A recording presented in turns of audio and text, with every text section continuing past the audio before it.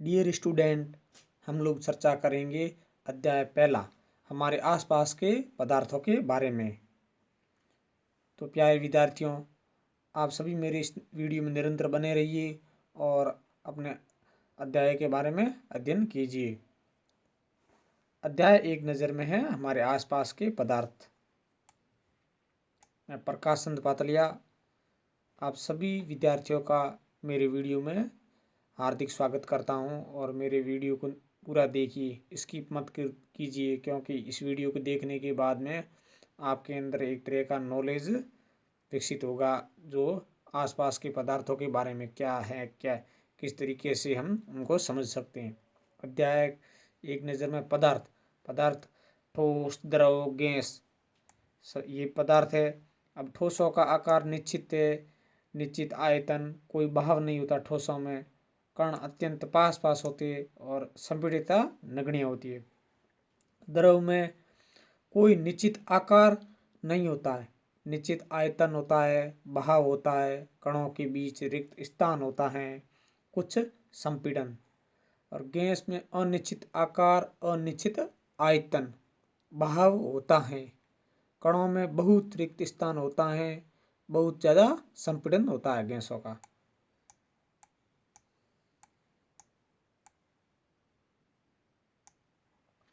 पदार्थ विश्व में प्रत्येक वस्तु जिस सामग्री से बनी है उसे पदार्थ कहा जाता है और हमारे आसपास के विद्यमान हर वस्तु में पदार्थ हैं।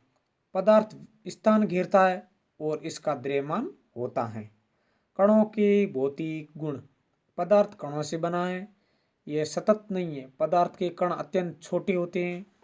पदार्थ के कणों के अभिलाक्षणिक गुण, पदार्थ के कण निरंतर गति करते हैं, यानी उनके पास गतिज ऊर्जा होती है। तापमान बढ़ने से कणों की गति तेज हो जाती है, क्योंकि कणों की गतिज ऊर्जा बढ़ जाती है। पदार्थ के कणों के बीच में रिक्त स्थान होता है। जब हम चाय, कॉफी या नींबू पानी बनाते हैं तो एक तरह के पदार्थ के कण दूसरे तरह के पदार्थ के कणों के बीच उपस्थित रिक्त स्थान में समावेशित हो जाते हैं। इससे पता चलता है कि पदार्थ के कणों के बीच में पर्याप्त रिक्त स्थान होता है। चित्र है, कण बहुत छोटे होते हैं और उनके बीच में रिक्त स्थान होता है। जैसे ये जल है और इसमें लवण डाला जाता है। लाख गुना आवर्धित पानी के कण है, लवण के साथ चम्मच। अब इसमें लवण डाला जाता है तो जल हिलाया और इनको हिलाने के बाद में लवण इसमें तली में, ये तली और इसके अंदर कुछ मात्रा में लवण भी मिश्रित हो गई। अब जल और लवण आपस में एक तरह से मिश्रित हो गई। 3 नंबर, पदार्थ के कण एक दूसरे को आकर्षित करते हैं। जब हम पानी के नल को खोलते हैं और पानी की धार को अपनी उंगली से तोड़ने की कोशिश करते हैं, क्या वह धार टूट जाती है? नहीं, क्योंकि पानी की धार जुड़ी रहती है। इसका मतलब यह है पानी के कण एक दूसरे के साथ आकर्षण बल से जुड़े होते हैं। पदार्थ के कणों के बीच रिक्त स्थान और उनकी गतिज ऊर्जा ठोस पदार्थों में सबसे कम होती है, द्रव अवस्था में मध्यम और गैसीय अवस्था में अत्यधिक होती हैं। आकर्षण बल भी ठोस में अत्यधिक होता है, क्योंकि ठोसों के कणों के बीच में आकर्षण अधिक होता है, द्रव में मध्यम और गैस में सबसे कम होता है। गैसीय अवस्था में कणों में गति मध्यम होती है, द्रव अवस्था में और न्यूनतम, ठोस अवस्था में भी अधिकतम होती है। अब ये ठोसों के कण दिखाए गए, ये है द्रव के और गैस के कण थोड़े दूर दूर। ठोस, द्रव और यह गैस, तीनों अवस्थाओं के कणों को योजनाबद्ध आवर्तित चित्रण, ये चित्र है। जो ये चित्र देखने के बाद में आपको बारीकी से समझ आ जाएगा कि किस प्रकार इनके कण व्यवस्थित होते हैं।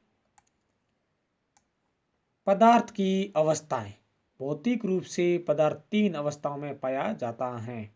1 नंबर ठोस, द्रव, गैसीय अवस्था। हम मानव शरीर को भी पदार्थ की 3 अवस्था में विभाजित कर सकते हैं। हड्डियां और दांत ठोस अवस्था, ब्लड रक्त और जल द्रव अवस्था, फेफड़ों में हवा गैसीय अवस्था और 70% पानी हमारे शरीर में मौजूद है। ठोस अवस्था। ठोस अवस्था एक निश्चित आकार होता है। ठोस अवस्था में स्पष्ट सीमाएं होती हैं।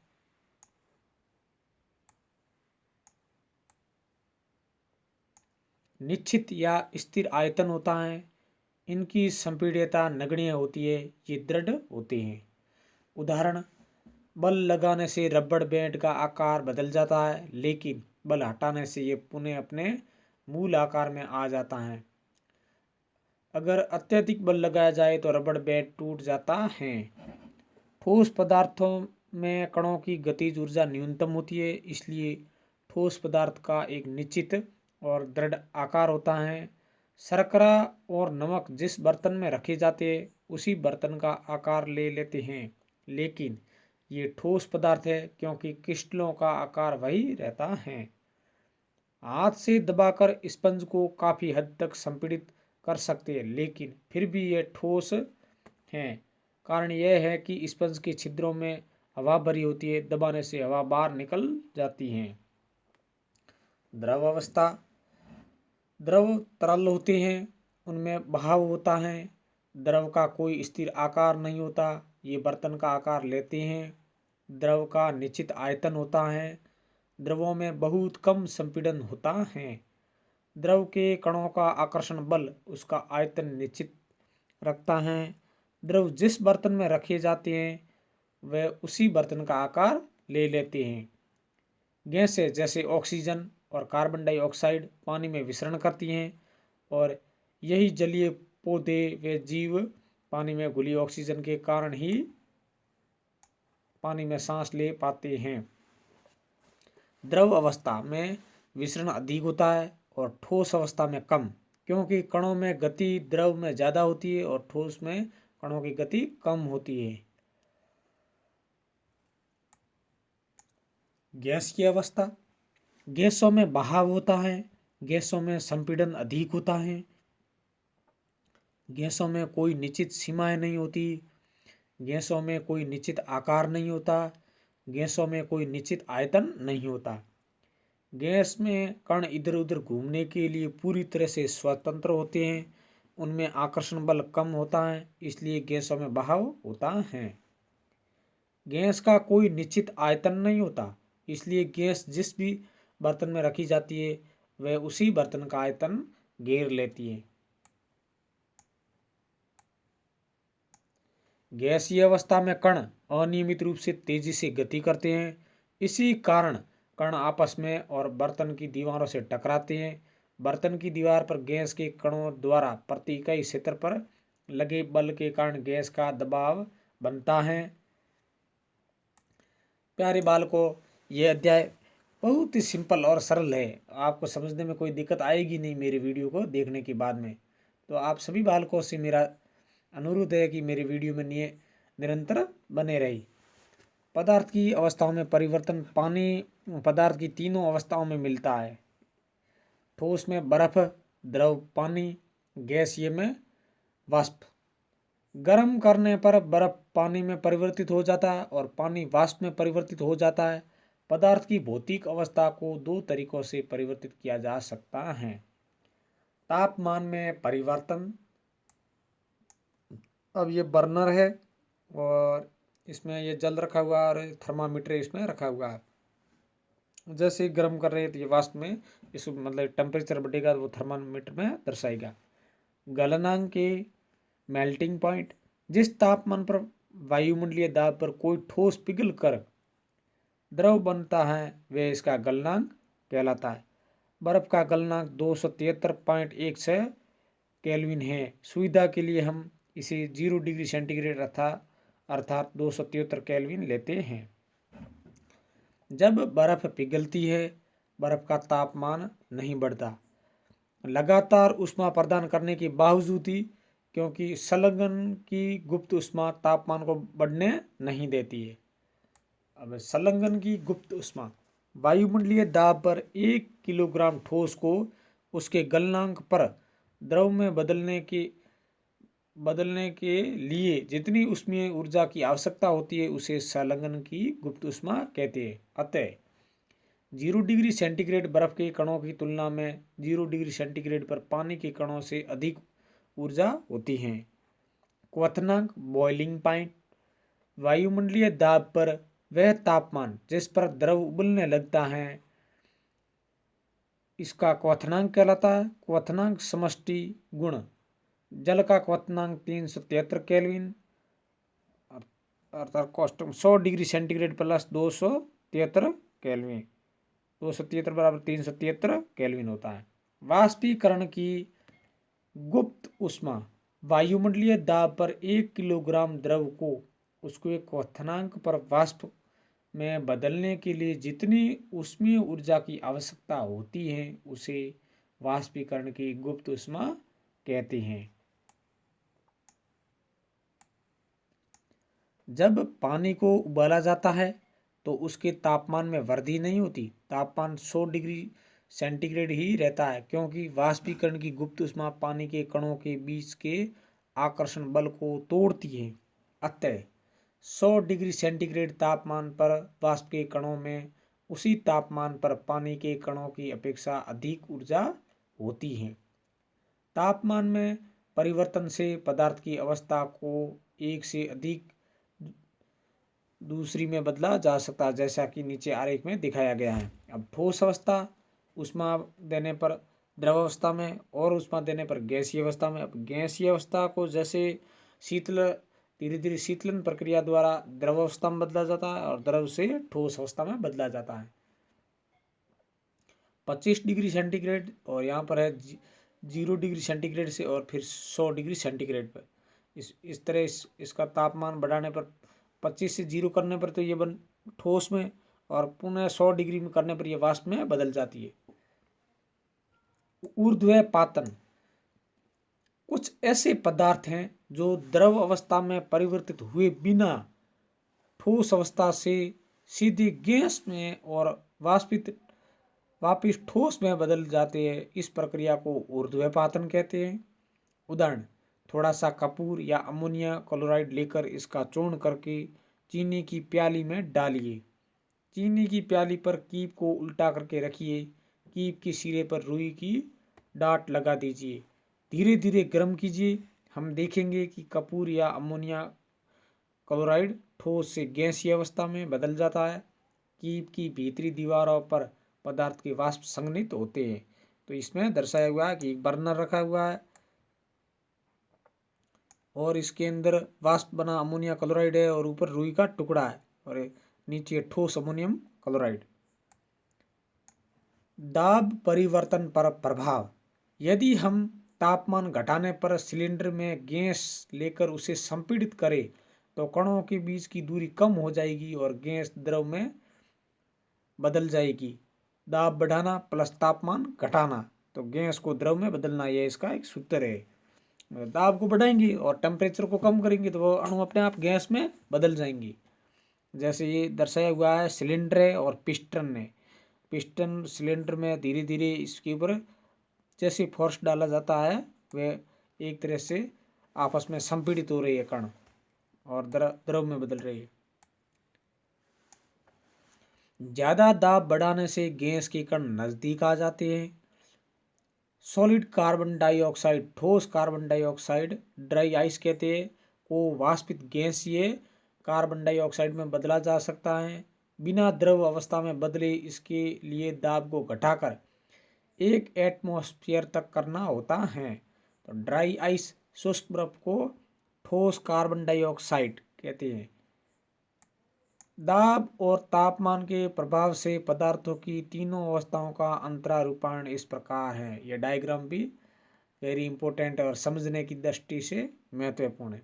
अब द्रव है, द्रव को वाष्पीकरण द्वारा गैस में बदला जाता है और यहाँ से गैस को पुनः गैस से ठोस में बदलना ऊर्ध्वपातन और ठोस से गैस में बदलना ऊर्ध्वपातन कहलाता है। और द्रव जब जमने लगता है तो उसे ठोस कहते हैं और ठोस से संलग्न द्रव है। संघनन द्वारा गैस पुनः द्रव अवस्था में बदली जा सकती है। वाष्पीकरण एक ऐसी सतही प्रक्रिया जिसमें द्रव पदार्थों में सतह के कण क्वथनांक से नीचे किसी भी तापमान पर वाष्प में बदलने लगती हैं। ऐसी प्रक्रिया को वाष्पीकरण कहते हैं। सतह पर उपस्थित कणों में उच्च गतिज ऊर्जा के कारण वे अन्य कणों के आकर्षण बल से मुक्त हो जाते हैं और इसी कारण वे से वाष्प में बदल जाते हैं। वाष्पीकरण को प्रभावित करने वाले कारक एक नंबर सतही क्षेत्रफल।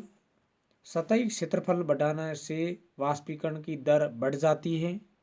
मतलब जो द्रव जिस क्षेत्र में रखा हुआ है उसका अगर जितना अधिक क्षेत्र होगा सतही, तो उसमें वाष्पीकरण की दर और अधिक बढ़ जाएगी। मान लो एक प्याली के अंदर या कोई थाली के अंदर एक आप वाष्प रखो और रखकर उसे धूप में रख दीजिए, और एक लोटे के तल में या छोटे सी गिलास में रखो, तो पहले जल जिस आपने थाली में रखा है वह वाष्पित जल्दी होगा। इसका यही उदाहरण है। तापमान में वृद्धि। तापमान बढ़ाने से वाष्पीकरण की दर बढ़ जाती है क्योंकि पदार्थ के कणों की गतिज ऊर्जा बढ़ जाएगी।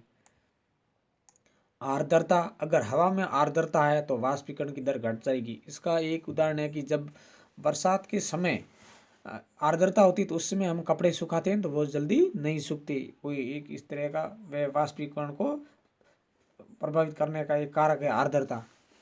वायु की गति ज्यादा आर्द्रता कम वाष्पीकरण। वायु की गति। अगर वायु की गति बढ़ जाती है तो वाष्पीकरण की दर भी बढ़ जाती है। अब हवा तेज होगी तो उस वे अपने साथ नमी को ज्यादा ले जाएगी, तो उससे वाष्पीकरण की दर और बढ़ जाएगी। वाष्पीकरण से शीतलता होती है। हाँ, वाष्पीकरण होगा तो उतनी अधिक शीतलन होगी। जैसे वाष्पोत्सर्जन की क्रिया गर्मियों के दिनों में पेड़ हमें ठंडी छाया देती है और थोड़ी ठंडक महसूस होती है। और मटके से जैसे वाष्पीकरण की प्रक्रिया होती है तो उसके पास में एक नमी बनी रहती है, वह भी एक तरह से ठंडा माहौल उत्पन्न होता है वहाँ पर।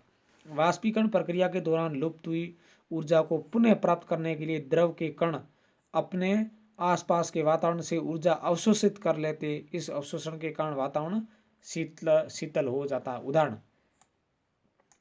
अगर हम हाथ पर एसीटोन डालते हैं तो एसीटोन हमारे हाथ से उष्मा लेकर वाष्प में परिवर्तित हो जाता है और इसी कारण हमें हाथ पर शीतलता महसूस होती है। ये इसका एक उदाहरण है। 2 नंबर, गर्मी में हमें सूती कपड़े पहनने चाहिए क्योंकि गर्मियों में पसीना अधिक आता है। सूती कपड़े पानी के अच्छे अवशोषक होने के कारण पसीना अवशोषित करके वायुमंडल में आसानी से वाष्पीकरण कर देते हैं। चूंकि वाष्पीकरण में शीतलता होती है अतः गर्मी में सूती कपड़ों से आराम मिलता है। गर्मियों में अक्सर लोग मैदानों में पानी छिड़कते। ये पानी मैदानों से गर्मी प्राप्त करके वाष्प में बदल जाता और उस जगह को ठंडा कर देता। तो इसी के साथ में प्यारे विद्यार्थियों, हमारा ये अध्याय हमारे आसपास के पदार्थ समाप्त हुआ और इस अध्याय को थ्योरी के रूप में हमने पढ़ लिया। तो इस पढ़ने के बाद में आपके माइंड में विद्यार्थियों कोई शंका नहीं रहेगी, क्योंकि इस अध्याय को पढ़ने के बाद में एक तरीके से ये आपका लेवल पहले अध्याय का कंप्लीट हुआ और इसमें कोई ऐसी बात है नहीं जो आपकी समझ में नहीं आए, क्योंकि बारीकी से हम लोगों ने इसका अध्ययन कर लिया है। तो इसी के साथ में मैं आपसे एक ही रिक्वेस्ट करता हूँ कि मेरे वीडियो को देखने के बाद में आप सब्सक्राइब ज़रूर कीजिए। ये मेरी आपसे गहरी विनती है और इतनी आपसे एक तरह से मतलब आप सब्सक्राइब करोगे तो मुझे मोटिवेशनल के रूप में एक ऊर्जा प्राप्त होगी और आप लोगों को भी आगे वीडियो प्राप्त होते रहेंगे। तो सब्सक्राइब भी कीजिए और बेल आइकन को भी प्रेस कर दीजिए और वीडियो को लाइक शेयर भी ज़रूर कीजिए। इसी के साथ में प्रकाश चंद पातलिया सभी प्यारे विद्यार्थियों का अपने गहरे हृदय से धन्यवाद करता हूँ मेरे वीडियो को देखने के लिए और आपके उज्ज्वल भविष्य की कामनाएं करता हूँ। धन्यवाद।